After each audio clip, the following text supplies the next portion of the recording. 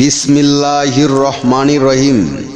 বিশ্ব আধ্যাত্মিক জ্ঞান সঞ্চার দরবার শরীফের প্রতিষ্ঠাতা আমার মুর্শিদ কেবলা গাউসুল আজম শামীম আলী চিশতির দরবার হইতে আমি শাহ আলম আপনাদের সকলকে জানাই আন্তরিক শুভেচ্ছা ও অভিনন্দন।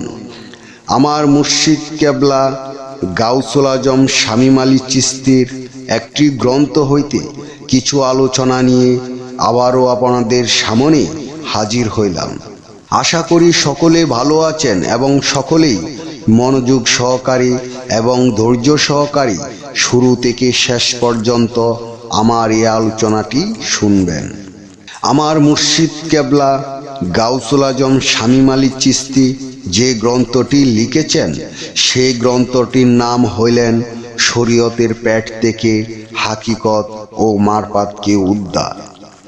এই গ্রন্থ হইতে যে আলোচনাটি নিয়ে আপনাদের সামনে হাজির হইলাম সেই আলোচনাটি হইলেন বিসমিল্লাহ। বিসমিল্লাহ সম্বন্ধে কিছু আলোচনা করিব।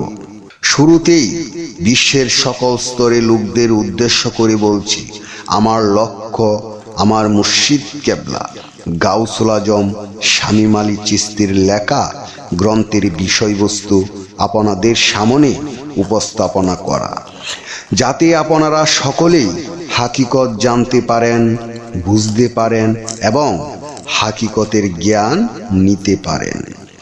আমি যে আলোচনাটি নিয়ে আপনাদের সামনে হাজির হইলাম এই আলোচনাটি আপনাদের জন্য অনেক গুরুত্বপূর্ণ।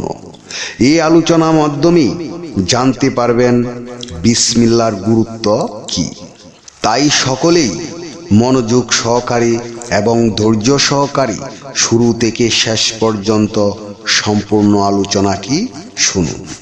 বিসমিল্লাহ আরেক খবর পাইল ওই দেহ গড়ে, মান আরাপা মিশে আছে দেখ তালাশ করি। বিসমিল্লাহকে চিনল যেজন বিশ্বটাকে চিনল তখন, তার ভিতরে আছে একজন বিশ্বরূপে বসত করে। বিসমিল্লাহর ভজন করো, সৃষ্টির শ্রেষ্ঠ ওজন করো, আল্লাহর দেখা পাইতে পারো দেখবে নিজ স্বরূপ ধরে।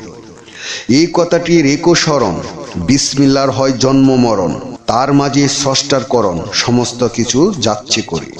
সৃষ্টিতে যাহা পাই বিসমিল্লাহ ছাড়া কিছুই নাই, সৃষ্টির উৎস বিসমিল্লাতে পাই দেখো যাচাই করি। কোরআনেতে সূরা পড়লে সবার আগে লক্ষ্য করলে বিসমিল্লাহই প্রথম পড়ে, আর বলিব কেমন করি। শামীম আলী বলে যায় সকল ধর্মের লোকেরাই বিসমিল্লাহর ভজন করে যাই, নিকটে আল্লাহ পাবি। সমস্ত সৃষ্টি স্রষ্টা যিনি, তিনি সমস্ত বিশ্বজগৎ সৃষ্টি করার আগেও স্রষ্টা বিসমিল্লাহ দিয়ে সৃষ্টি শুরু করিয়াছেন। বিসমিল্লাহ দিয়ে বিসমিল্লাহকেই সৃষ্টি করিলেন কোন শব্দটি বলিয়া। এই বিসমিল্লাহ যদি সর্বপ্রথম সৃষ্টি না করা হয় তাহলে কোনো কিছুই আল্লাহর সৃষ্টি করার হইতো না। বিসমিল্লাহর মায়ায় পড়ে সমস্ত কিছু সৃষ্টি করিলেন। এই বিসমিল্লাহকে এই পৃথিবীতে যে না চিনবে, না বুঝবে, ততক্ষণ পর্যন্ত কেউ আল্লাহর বেদ রহস্য বুঝতে পারিবে না এবং আল্লাহর সৃষ্টি রহস্য বুঝবে না, কোনো আগা মাথাও খুঁজে পাবে না।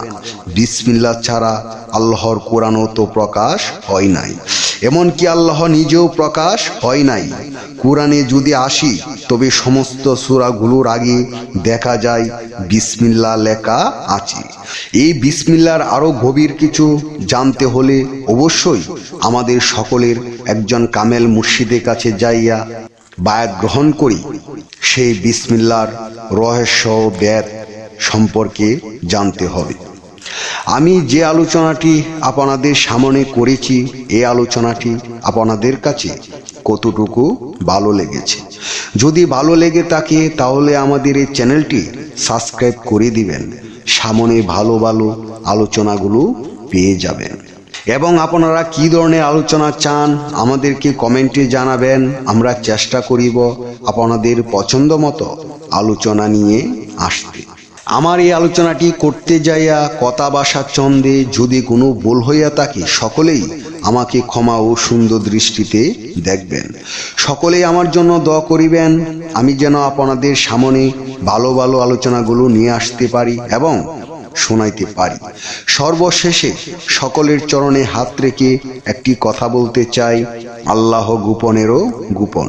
সেই গোপনকে পাইতে হলে একজন কামেল মুর্শিদের কাছে যাইয়া বায়াত গ্রহণ করে সে গোপন ইবাদত ও গোপন সাধনার মাধ্যমে আল্লাহকে লাভ করিতে হইবে। সকলে ভালো থাকবেন, সুস্থ থাকবেন। আল্লাহ হাফেজ।